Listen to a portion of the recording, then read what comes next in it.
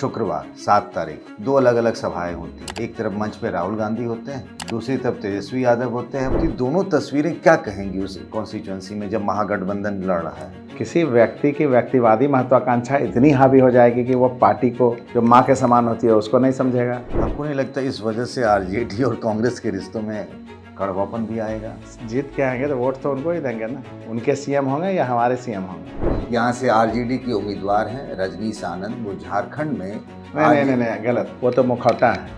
उम्मीदवार यहाँ संजय यादव है। बेटा तो अभी पढ़ के आया है। हाँ, कहा जा रहा है लंदन से कुछ दिनों पहले पढ़ के आए हैं। कितने महीने का कोर्स किया ये भी पूछ लीजिएगा। सम्राट चौधरी वाला मामला है क्या? पुराने दोस्त रहे दोनों। कहावत सुने कि दो बिल्ली लड़ती है तो फायदा किसी तीसरे का हो जाता है। अगर समीकरण की बात कर लें आपके कैमरे के सामने, तो समीकरण भी कहता है कि जब पवन यादव लड़ रहा है और संजय यादव लड़ रहा है तो फायदा किसका होगा?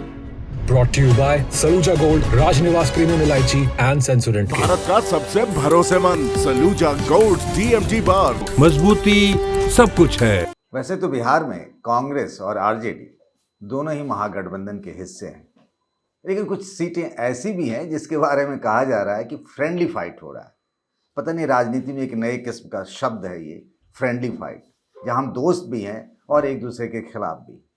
भागलपुर में कहलगांव की सीट ऐसी ही है, जहां से कांग्रेस के उम्मीदवार हैं प्रवीण सिंह कुशवाहा, जो हमारे साथ हैं।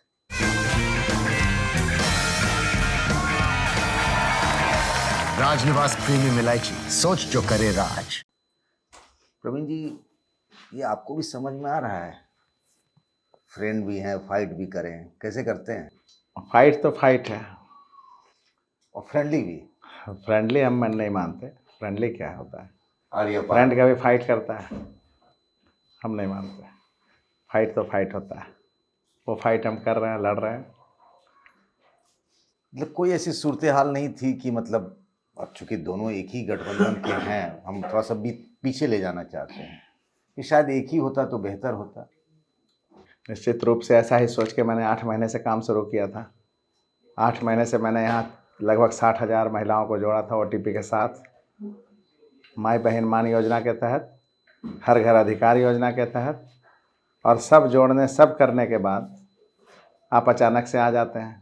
किसी व्यक्ति की व्यक्तिवादी महत्वाकांक्षा इतनी हावी हो जाएगी कि वो पार्टी को जो माँ के समान होती है उसको नहीं समझेगा, उसको बढ़ाने की नहीं सोचेगा। जो नेतृत्व है उसको निखारने के बजाय, उसको सीएम बनाने के बजाय उस पर रास्ते का रुकावट बनने की कोशिश करेगा। आप नाम नहीं ले रहे हैं, पर मैं नाम बताना ज़रूरी समझता हूँ। जो यहाँ से आरजेडी के उम्मीदवार हैं रजनीश आनंद, वो झारखंड में नहीं, गलत। चूक हो रही है आपसे। उम्मीदवार यहाँ वो तो मुखौटा है। उम्मीदवार यहाँ संजय यादव है स्वयं।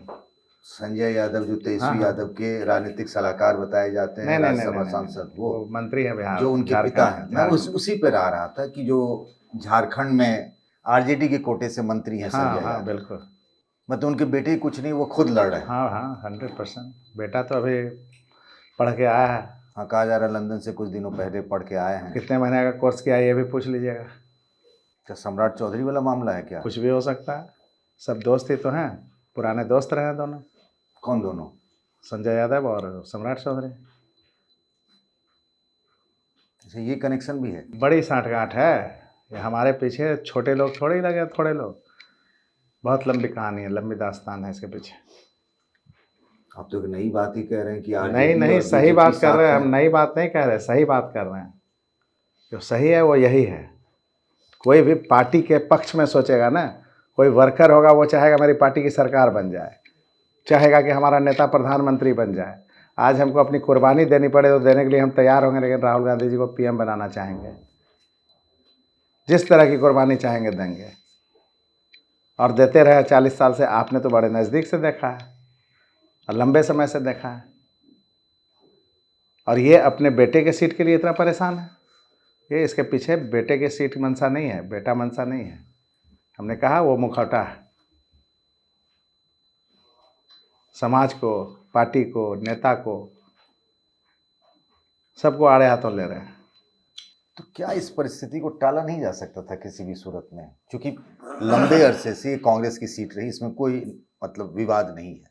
सदानंद सिंह यहाँ से कई सालों तक लड़ते रहे, तो उस हिसाब से कांग्रेस की सीट मानी जा रही थी। सदानंद सिंह लड़ते रहे थे इसलिए नहीं मानी जा रही थी। उसके पहले मकबूल बाबू लड़ते थे, वो जीतते थे। उसके बाद शुभानंद जी आए, वही हाथ छाप पे आए, हाथ छाप का ही वोट मांगा। तो ये हाथ छाप कांग्रेस का निशान है। लोग इसके कायल हैं वहाँ। हम भी बहुत समझते थे कि हम बहुत मशहूर हैं भागलपुर के अंदर, लेकिन जब वहाँ लड़ने गए तो पता चला नहीं, हाँ यहाँ हाथ छाप ज़्यादा मशहूर है हमसे, और लोग दिलों में बसा के रखे हैं हाथ छाप को। हर घर में हर लोग कहते हैं हाथ छाप, हाँ हाथ छाप, ये तो ठीक है। ये वहाँ जाके अपने को हम बौना समझने लगे, नहीं तो हम भी बड़ा करते थे कि हम तो ज़्यादा ही मशहूर हैं, बहुत लोकप्रिय है लोगों के। प्रवीण सिंह कुशवाहा बड़े नेता है। नहीं, बड़े नेता तो नहीं मानते, कभी अपने को नेता माने ही नहीं। बिल्कुल कार्यकर्ता की तरह हर समय हर कदम पे काम आए पार्टी के। तो आपकी लड़ाई किससे है, आरजेडी से है या फिर जेडीयू से? देखिए, लड़ाई वो लड़ना चाह रहे हैं, हमारी लड़ाई किसी से नहीं है। आप देखेंगे हमको हर सेक्टर में वोट है, उन लोगों का सेक्टर बटा हुआ है, फिक्स है। एनडीए के कैंडिडेट के सामने पवन यादव है, जो पूरी rank and file BJP JDU सबकी उसको सपोर्ट कर रही है। जो इससे पहले विधायक थे, जो इससे पहले विधायक थे, 42,000 वोट के बाद उनका टिकट काट दिया गया जीतने के बाद। अब दिया गया किसको, हारने वाले 42,000 से। और उस बेचारे का क्या कसूर था कि वो जीता था, इसलिए उसका टिकट काट लिया गया। वहाँ तो नीतीश जी ने कहा, चूंकि लेके आए थे वो, उन्होंने जिद पकड़ ली तो सीट भी मिल गई। तो ठीक ऐसी ही जिद इधर पकड़ी गई है। अच्छा, मकसद क्या है लाइफ में, आगे बढ़ना, पीछे हटना। कहानी बहुत मिलती जुलती है एनडीए की भी और महागठबंधन की। आप यही हमारे तरफ से कोई जिद नहीं थी। हमारी पार्टी ने पहले कह दिया था, हमारी पार्टी पहले से वहाँ लड़ती रही है। मैंने खुद पहले से यहाँ काम किया 8 महीने से। सबको पता था कि प्रवीण यहाँ चुनाव लड़ना चाहता है, सीट खाली है, कांग्रेस का सीट है। अभी हम लार्जर पिक्चर पे बात करें जी, शुक्रवार 7 तारीख 2 अलग अलग सभाएं होती हैं। एक तरफ मंच पे राहुल गांधी होते हैं और आप उनके साथ होते हैं, दूसरी तरफ तेजस्वी यादव होते हैं, महागठबंधन के बाकी साथी भी जैसे पी गुप्ता हैं, और उस साइड में आरजेडी का उम्मीदवार होता है। तो दोनों तस्वीरें क्या कहेंगी उस कॉन्स्टिट्यूएंसी में जब महागठबंधन लड़ रहा है? तो देखिए, हमारे नेता आदरणीय राहुल गांधी जी हर समय अत्यंत पिछड़ों की बात करते रहे। अरे यही बात तो तेजस्वी यादव भी करते हैं। आईपी गुप्ता जी पिछड़ों की, दलितों की। गुप्ता जी को गठबंधन में लाने वाले, आईपी गुप्ता जी को गठबंधन से जोड़ के 2 सीट उनको दे के शामिल करने वाले गठबंधन में हमारे नेता राहुल गांधी जी हैं। और ये सबको पता है कि राहुल गांधी जी अभी उनकी आवाज़ क्या है, और उनकी आवाज़ शोषितों, पीड़ितों, दलितों, वंचितों के लिए किस तरह से देश भर में गूंज रही है। उस आवाज़ के साथ वो दलित और अत्यंत पिछड़ा आएंगे, साथ देंगे। आईपी गुप्ता जी की भी कुछ मजबूरी रही होगी, कुछ प्रेशर उनको भी रहा होगा। आखिरकार सामने सीएम उम्मीदवार हो तो कुछ तो सोचना पड़ता है। आपकी क्या मजबूरी कि चुनाव लड़ना ही है? हमारी तो मजबूरी है, हमारी पार्टी ने हमको टिकट दिया, सीसी ने फाइनल किया कि तुमको चुनाव लड़ना है। तो यही बात तो आपके सामने का उम्मीदवार जो आरजेडी का, वो भी कहेगा कि भाई हमारे नेता ने कहा लड़ना है तो हम लड़ने आगे, वो भी यही बात कहेंगे। उनका बैकग्राउंड यहाँ नहीं था ना, 55 साल का इतिहास यहाँ नहीं था ना। इस सीट पर एक बार हारे हैं, कांग्रेस एक बार हारी है, वो भी हारने का कारण स्पष्ट लोगों को दिखाई देता है। मतलब वंशवाद के खिलाफ यहाँ पर वोटिंग हुई, सदानंद बाबू के बेटे के खिलाफ यहाँ वोटिंग हुई, न कि कांग्रेस के खिलाफ वोटिंग हुई। कांग्रेस यहाँ हमेशा से मजबूत थी, आज भी मजबूत है और आगे भी रहेगी। मतलब आप अभी जो मुद्दा उठा रहे थे वो अंदर और बाहर वाला, कि लोकल और बाहरी। लोकल बाहरी तो ये आम आदमी बोलता है, भाई हम प्रवीण के पास जाना सुलभ समझेंगे या झारखंड खोजने जाएंगे नेता को। पर वही प्रवीण सिंह कुशवाहा पटना साहिब से भी चुनाव लड़े हैं। बाहरी वहाँ कहा जाता था हमको, 80,000 वोट लाने के बाद हम दोबारा चुनाव नहीं लड़े, यही कारण था। वहाँ लोगों ने बाहरी कहा हमको, वहाँ का दंश हम झेले थे, इसलिए हम वापस लौट के आए। 80,000 वोट लाने के बाद 4 बड़े नेताओं ने कम से कम हमको कहा कि प्रवीण तुम गलती तो नहीं कर रहे हो डिसीजन लेके, लेकिन नहीं कहा मैंने कहा नहीं, कहलगांव मेरा घर मेरा परिवार। अपनी पार्टी के नेताओं का भी दबाव रहा होगा कि भाई मान जाओ प्रवीण, लड़ने दो आरजेडी को। कभी किसी ने नहीं दबाव दिया हमको। ज़िंदगी में जितना दबाव मिला इस कहलगांव क्षेत्र के नेता से ही मिला, और यह महसूस हुआ पहली बार कि पार्टी अपने कार्यकर्ता के साथ इस तरह भी खड़ी होती है।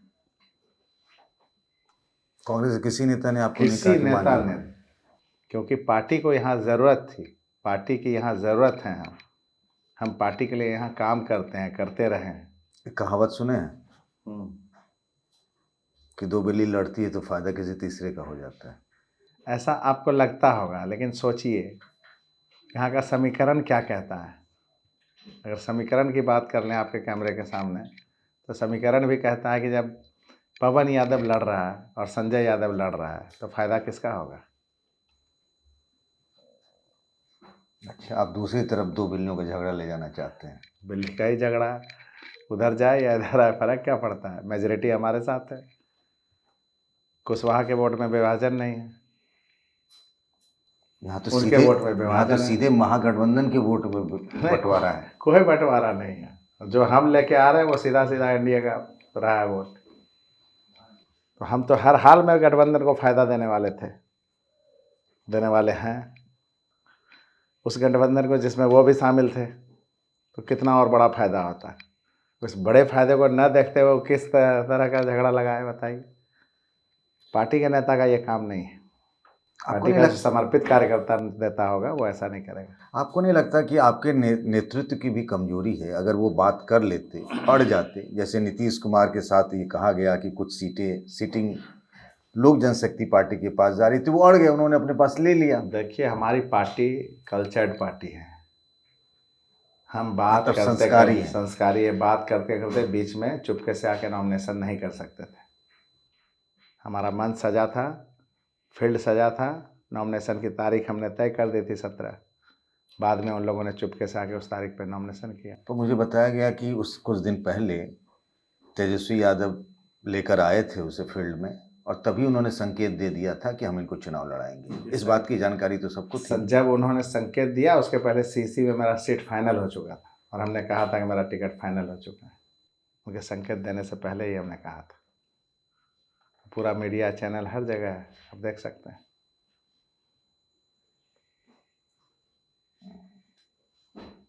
आपको नहीं लगता इस वजह से आरजेडी और कांग्रेस के रिश्तों में कड़वापन भी आएगा? बिल्कुल नहीं आएगा। क्यों आएगा?